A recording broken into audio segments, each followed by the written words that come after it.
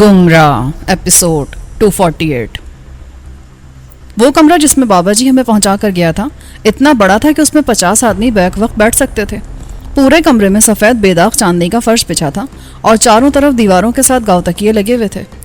हम अंदर दाखिल होकर बैठने के लिए जगह का इंतखाब कर ही रहे थे कि दरवाजे पर आहट सुनकर उधर मुड़ गए। वो डुप्लीकेट आबी दरवाजे के सामने खड़ा कह रहा था, यह है वो तीनों रुस्तम के बेटे जिन्होंने मेरा हाथ उखाड़ा है। तीनों ने मिलकर बेबस कर दिया था मुझे, वरना तो एक अकेला टिक कर खड़ा नहीं हो सकता था मेरे सामने। वो कह रहा था और मैं आंखें फाड़े उस शख्स को देख रहा था जिससे वो मुखातिब था। वो हैरान दरवाजे में ही खड़ा रह गया था। उसकी नजरें कभी आबी पर जा टिकती और कभी मुझ पर। हम तीनों ही के लिए यह लम्हा निहायत हैरान कुन था।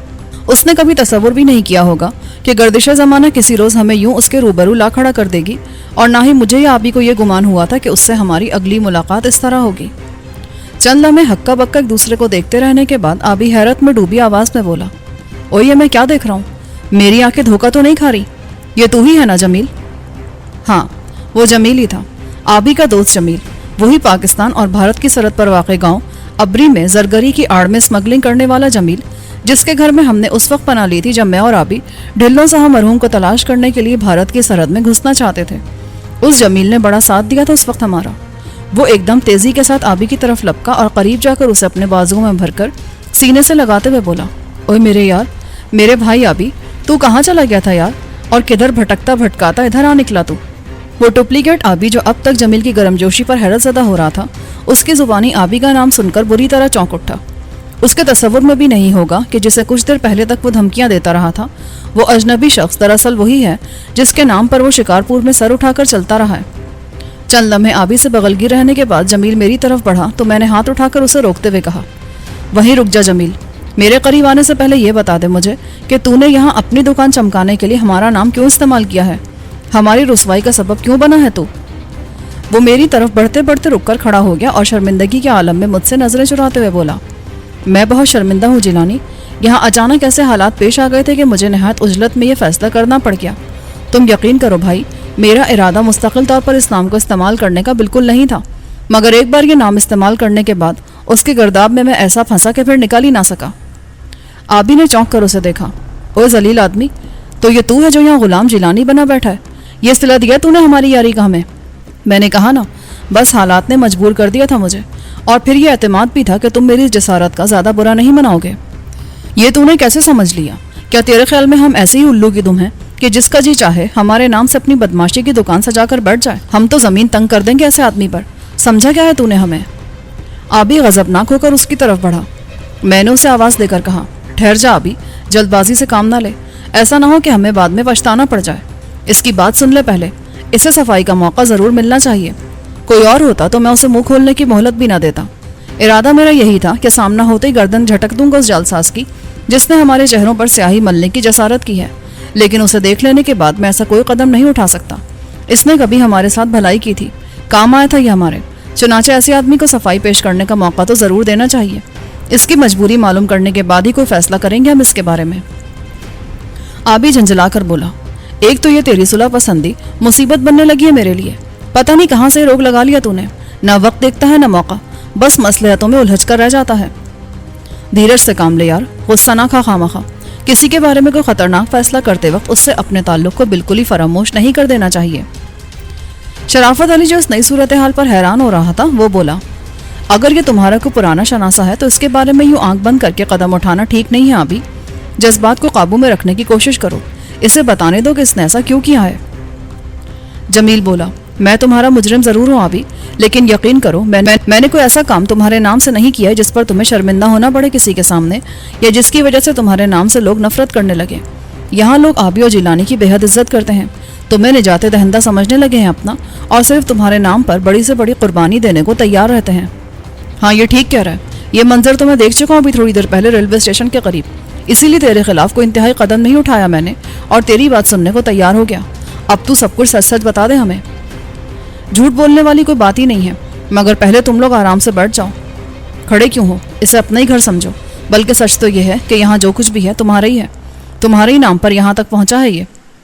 हाँ ठीक है, बैठ जाओ, इत्मीनान से बैठ कर बात करो, और ज़रा पानी मंगवाओ, खूब ठंडा, मेरे और आबी के लिए। पानी क्या, बर्फ लगी बोतलें ना मंगवा दूं ताकि आबी के दिमाग की गर्मी दूर हो जाए?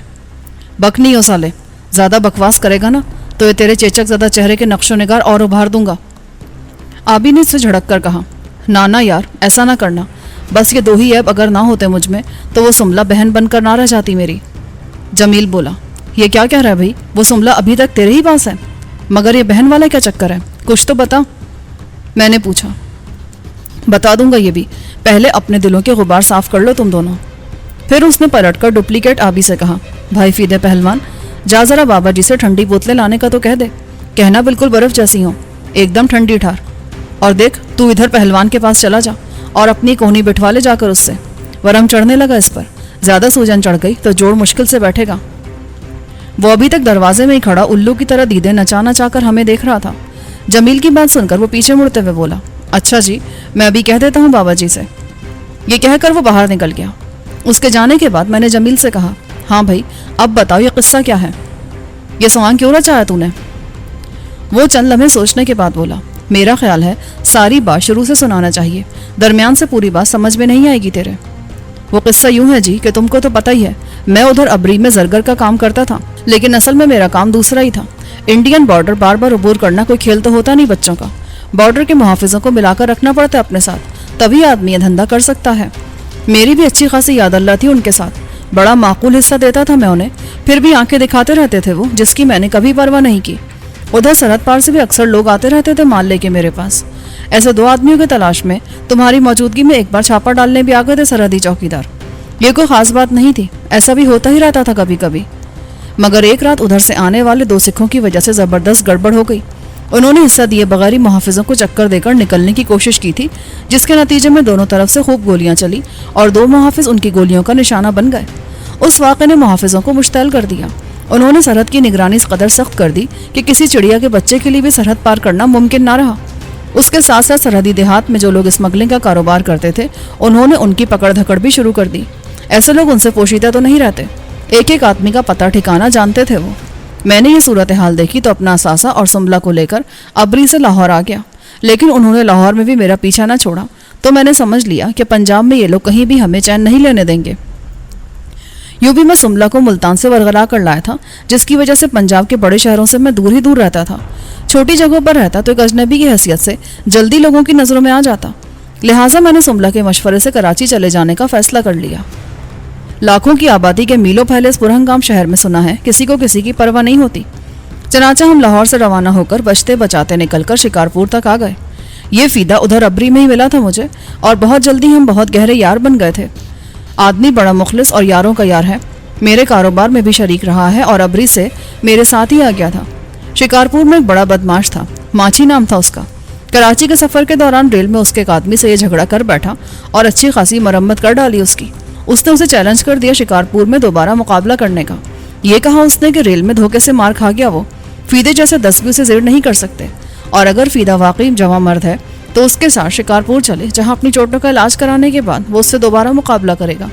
और अगर उस मुकाबले में फीदे ने उसे मगलूब कर लिया तो वो फीदे को 20,000 रुपए देगा। रुपया फीदे की बड़ी कमजोरी है। 20,000 के लिए वो शिकारपुर गया, जहन्नुम में भी जाने को तैयार हो जाता। हमारे लाख समझाने के बावजूद वो ना माना और शिकारपुर आने को तैयार हो गया। मजबूरन हमें भी उसके साथ ही आना पड़ा। यहाँ अगर पता चला कि वो माची बदमाश के गिरोह का आदमी था और 20,000 रुपए का लालच देकर फीदे को इसलिए यहाँ लाया था कि माची उससे इंतकाम ले सके। जिस रात हम यहाँ पहुंचे थे उसके दूसरे ही रोज माची 2 आदमियों के साथ उस सराय में आन चढ़ा जहाँ हम ठहरे थे। उस रोज माची से हमारा जबरदस्त मुकाबला हुआ और उस मुकाबले के दौरान ही मुझ पर यह अक़दा खुला कि सुमला लड़ाई के फन में खूब ताक है। उसने माची जैसे बदमाश को सिर्फ गर्दन से पकड़कर लम्हों में बेहोश कर डाला था।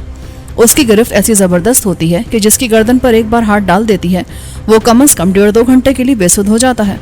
बस उसके इसी कमाल की वजह से हमने माची का शिकारपुर में रहना मुश्किल कर दिया। इस दौरान हमने माची और उसके साथियों पर नफ्सियाती असर डालने के लिए अपने आप को जीलानी और आबी की हैसियत से मुतारिफ कराना शुरू कर दिया। तुम दोनों की शोहरत और नामवरी ने बड़ा असर दिखाया। माची ने हमें अपने साथ मिलाने के लिए बड़ी बड़ी पेशकशें करना शुरू कर दी। हमें इस दौरान ये मालूम हो चुका था कि यहाँ के लोग इस गिरोह के हाथों आजिज आए हुए हैं। माची और उसके आदमियों ने जिंदगी अजाब बना रखी थी उनके लिए। खुसूसन ताजिर बिरादरी तो बहुत ही तंग थी उनसे। उनके 4 आदमी हमारे पास आए और उन्होंने हमें ये पेशकश की कि अगर हम माची के जुल्मों से सितम से उन्हें निजात दिला दें तो वो हमें 50,000 रुपए देने को तैयार हैं। तुम जानते हो जिलानी, मैं कोई नेकोकार आदमी तो हूँ नहीं। मैं तो माछी की पेशकश भी कबूल कर लेने के बारे में गौर करने लगा था।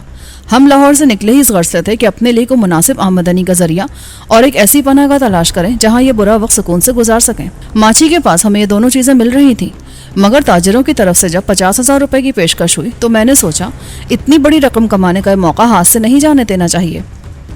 बस यही सोचकर हमने माछी पर ताबड़तोड़ हमले शुरू कर दिए। नतीजतन वो शिकारपुर से भागने पर मजबूर हो गया। शिकारपुर से निकलकर अभी तक उसके पैर नहीं जम सके हैं कहीं। यहीं आसपास गढ़ी यासीन, हबीब कोट, रुस्तम और लाकी वगैरह में भटकता फिर रहा है। उस इलाके में पहले से ही बड़े बड़े खूंखार लोग मौजूद हैं। उनके सामने माछी की हैसियत ही क्या है? इतना दम होता उसमें तो यहाँ से क्यों भागता वो? उसके जाने के बाद तुमने जगह संभाल ली उसकी और पहलवानों के खर्च के नाम पर गुंडा टैक्स वसूल करना शुरू कर दिया। मैंने पूछा। नहीं, ऐसा नहीं है। माछी को भगाने के बाद यहाँ के लोगों ने हमें 70,000 रुपए दिए थे। हालांकि उन्होंने वादा 50,000 का किया था, मगर जब वो पैसा जमा करने निकले तो उनके पास 70,000 रुपया जमा हो गया। उन्होंने वो सारे का सारा लाकर मेरे सामने डाल दिया। तब मुझे पता चला कि वो 50,000 के बजाय 70,000 रुपये ले आए हैं, तो मैंने अपने कारोबारी उसूल के तहत ज़्यादा रकम उन्हें वापस करना चाहिए। उन्होंने वो रकम वापस नहीं ली और मेरी इस बात से इतने मुतासर हुए कि हमें यहीं रह जाने पर मजबूर करने लगे। उनका कहना था कि अगर हम चले गए तो माछी दोबारा यहाँ आ जाएगा और इस मर्तबा वो पहले से कहीं ज़्यादा परेशान करेगा उन लोगों को। उनकी ये बात निहायत मुनासिब थी। चुनांचे मैंने यहीं रह जाने का फैसला कर लिया। यहाँ रुकने में मेरे लिए कोई ख़तरा भी नहीं था। वैसे ये भी सोच लिया था मैंने कि अगर किसी वक्त ख़तरा महसूस किया तो फ़ौरन कराची के लिए कूच कर जाऊँगा, मगर रब की मेहरबानी से अब तक उसकी नौबत ना आ सकी। यहाँ के लोग हमारा हर तरह से ख्याल रखते हैं। रहने के लिए शानदार मकान दे रखा उन्होंने हमें और ज़रूरत की हर चीज़ वो खुद पहुँचा जाते हैं। ये बाबा जी कभी बड़े मशहूर पहलवान हुआ करते थे। अब अपनी उम्र के आखिरी दिन गुजारने के लिए यहाँ चले आए हैं और यहाँ के नौजवानों को पहलवानी का फन सिखा रहे हैं ताकि वो लोग गुंडों और बदमाशों से अपने इलाके का तहफ़्फ़ुज़ कर सकें। माछी ने अपने ज़माने में से भी बहुत तंग किया हुआ था। यहाँ आने वालों को मारता पीटता रहता था, जिसकी वजह से कोई टिकने नहीं पाता था यहाँ। अब मैंने इन्हें मौका दिया है कि वो बाबा जी से कुछ सीख कर किसी काबिल बन जाएं। ये अपना फीदा भी शागिर्द हो गया है बाबा जी का। शहर के दुकानदार यहाँ पहलवानी सीखने के लिए आने वाले जवानों का सारा खर्च उठाते हैं। हर दुकानदार पहलवानों के खर्च के लिए हस्बे हैसियत जो चाहता है दे देता है। इस सिलसिले में किसी पर कोई जोर ज़बरदस्ती नहीं की जाती, ना ही कोई रकम मुकर्रर की गई है। इस मद में जो कुछ भी वसूल होता है इन्हीं जवानों पर खर्च कर दिया जाता है जो बाबा जी से पहलवानी सीखने आते हैं। अब तुम खुद ही बताओ जिलानी, इसमें तुम्हारी नेकनामी है या रुसवाई? ये तो नेकनामी ही का काम है, मगर ये बस इत्तेफाकी तौर पर ही हो गया सब कुछ। तुमने जब हमारा नाम इस्तेमाल करना शुरू किया था उस वक्त तुम्हारे इरादे नेक नहीं थे। तुमने शायद यही सोच रखा था कि माछी को मेरे नाम से खौफजदा करके मैदान खाली करा लेने के बाद तुम खुद अपनी चौधराहट कायम कर लोगे। इस तरह तुम्हें एक माकूल आमदनी और बेहतरीन पनाहगाह मैसर आ सकती थी। इस दौरान एक लड़का ठंडी बोतलें लाकर हमें पकड़ा गया था। वो बोला, जिलानी, सारी सूरत हाल मैंने तुम्हारे सामने रख दी है। जो हालात पेश आए थे उसकी एक एक तफसील बयान कर दी है। अब भी अगर तुम्हारा इत्मीनान नहीं हो सका तो जो जी चाहे सज़ा दे लो मुझे, मैं तैयार हूँ उसके लिए। लेकिन तुम्हें वास्ता है सोने रब का, मेरी नीयत पर शुबा ना करो। मैं यारों के बारे में कोई बुरा ख्याल नहीं ला सकता दिल में। शराफत अली बोला, जिलानी, इसकी बातों में सच्चाई है। मेरा ख्याल है कि हमें दरगुजर से काम लेना चाहिए। यूँ भी ये तुम्हारा दोस्त है, इसे इतना हक तो हासिल है कि नाजुक वक्त में दोस्तों को आवाज़ दे, अगर वो करीब ना हो तो उनके नाम से फ़ायदा उठा सके। ओए शराफत अली, इसकी बातों में आ गया है तू? पता नहीं अभी तुझे इसके बारे में कुछ भी। बड़ा खबीस आदमी है ये। आबी शरारत से बोला, ओए आबी, ये क्या कह रहा तू मेरे बारे में? मैंने क्या खबासत की है तेरे साथ? वो आबी की जुबान से अपने बारे में ऐसे रिमार्क सुनकर घबरा गया था। उसका ख्याल था, बल्कि उसे पूरा यकीन था कि उसकी रुदात सुनकर मैं उसके खिलाफ कोई कदम नहीं उठा सकूंगा। इसी यकीन के साथ उसने अपनी सफाई में इतनी लंबी दास्तान सुनाई थी। लेकिन आबी के ये चंद अल्फाज उसके असरात को ज़ाइल कर सकते थे, चनाचे उसका घबरा जाना फितरी था। मैंने उसे ज़्यादा परेशान करना मुनासिब न समझा। शराफत अली ने ठीक ही कहा था। मैंने आबी को डांटने के अंदाज में कहा, बक नहीं हो आबी, यारों के बारे में ऐसी बात मुँह से नहीं निकालनी चाहिए तुझे। शराफत अली ठीक कहता है। फिर मैंने जमील से कहा, और वो सुमला का क्या किस्सा है? वो तो बीवी थी ना तेरी, फिर अब बहन कैसे बन गई वो? बस यार, इस औरत ज़ात का भी कोई भरोसा नहीं होता, कब क्या से क्या बन जाए। बीवी तो वो कभी बनने को तैयार ही नहीं हुई थी मेरी। हालांकि मुल्तान में बड़ी मोहब्बत भरी बातें किया करती थी, मगर जब मैं उसे वहाँ से निकाल लाया तो निकाह करने पर राजी न होती थी। कहती थी पहले मैं कम अज़ कम मैट्रिक कर लूँ। अब यार, ये मेरी उम्र है स्कूल में दाखिला लेने की, और वो उसके बगैर मानती नहीं थी।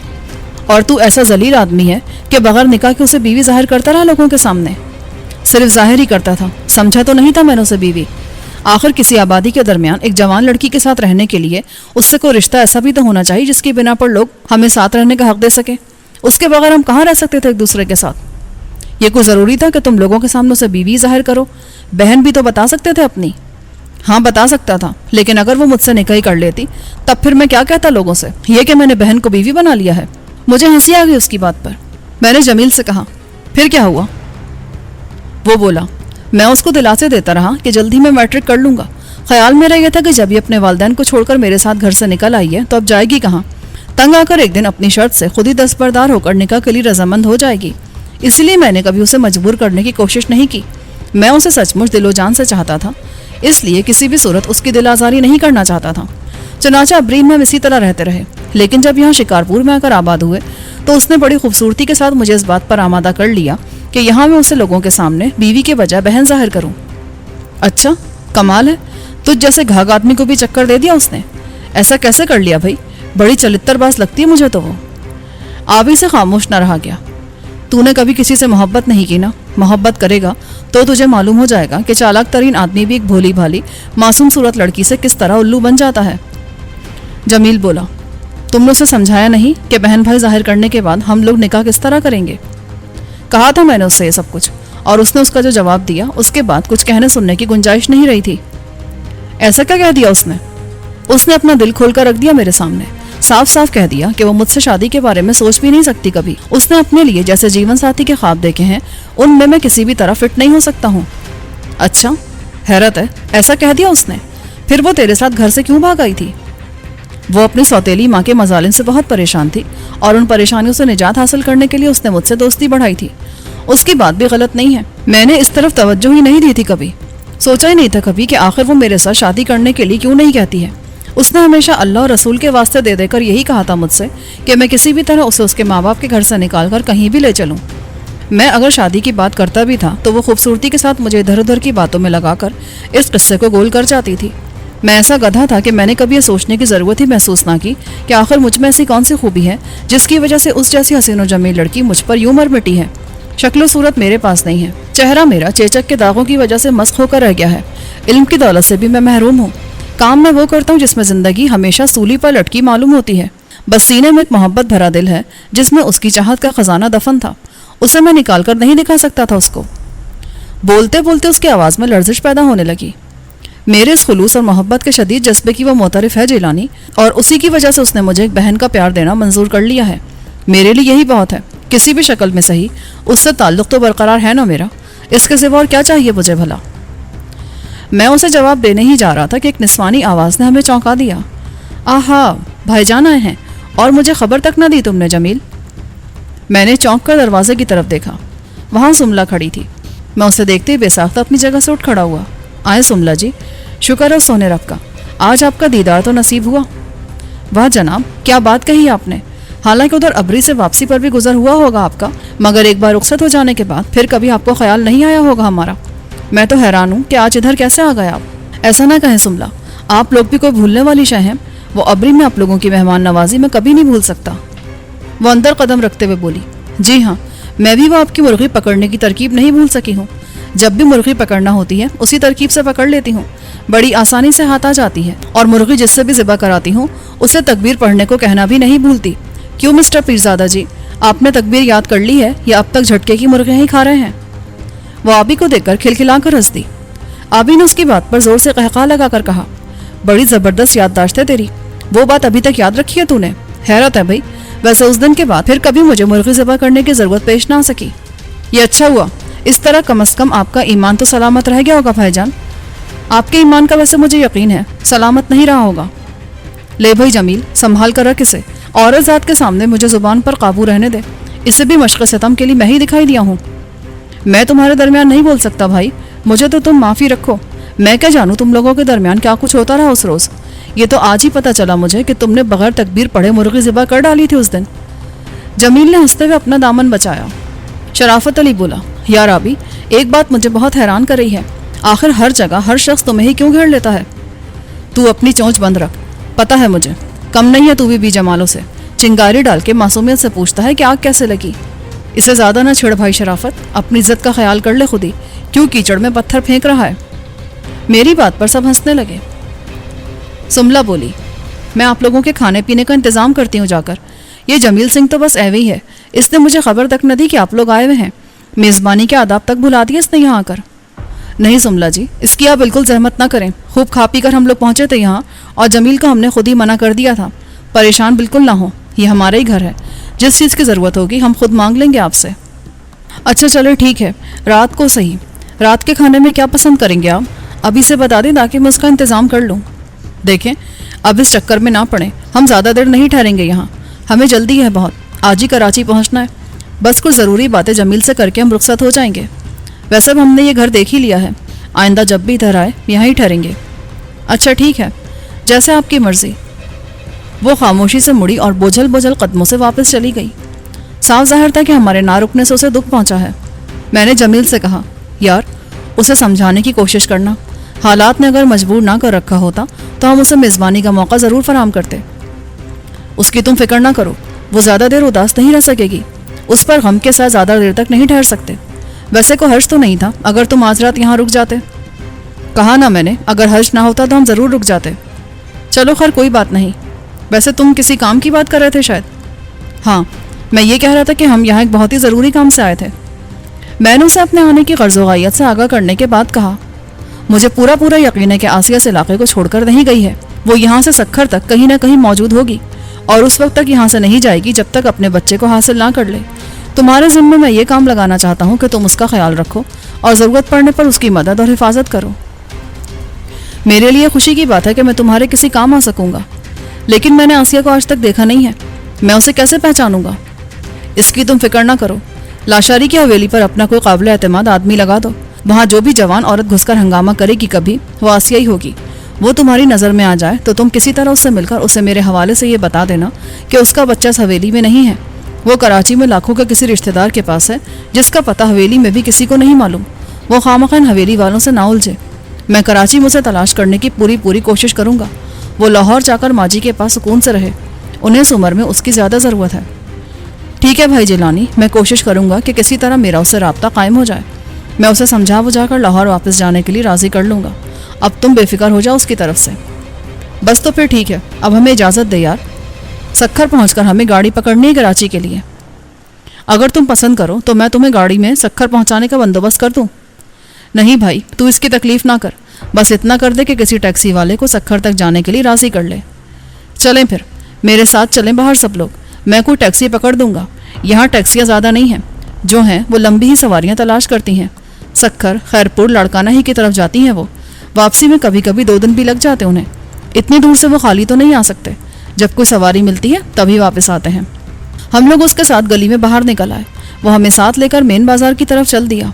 सड़क पर कुछ दूर चलने के बाद एक दुकान के सामने एक वैन खड़ी देखकर उसने दुकानदार से पूछा, ये वैन किसकी है? ये अखबार वालों की गाड़ी है साईं, सक्खर से अखबार वगैरह लेकर आते हैं ना इसमें। अच्छा, तो फिर ये वापस सक्खर जाएगी अभी? जी हाँ, बस जाने ही वाली अभी। वो सामने किताबों की दुकान में कुछ देने गया उसका ड्राइवर। जमील किताबों की दुकान की तरफ बढ़ते हुए बोला, तुम लोग यहीं रुको, मैं देखता हूँ, अगर ये गाड़ी सक्खर जा रही है तो इसी में चले जाना तुम लोग। वो किताबों की दुकान में जाकर दुकानदार से बात करने लगा। चंद ही मिनट बाद वो खुशपोश शख्स के साथ वापस आकर बोला, लो भाई, ये अपने आबिद साहब सक्खर जा रहे हैं, इनके साथ ही चले जाओ तुम लोग भी, ये रेलवे स्टेशन तक छोड़ देंगे तुम्हें। शुक्रिया भाई, ये बहुत अच्छा हो गया। आबिद साहब ने वैन का दरवाज़ा खोलकर हमें अंदर बिठाया और फिर जमील से हाथ मिलाकर स्टीयरिंग सीट पर जा बैठे। चंद ही लम्हों बाद वैन सक्खर की तरफ उड़ी चली जा रही थी और मैं दिल ही दिल में अपने सोने रब से दुआएं कर रहा था कि हम मजीद किसी खटराक में पड़े बगैर खैरियत के साथ कराची पहुंच जाएं।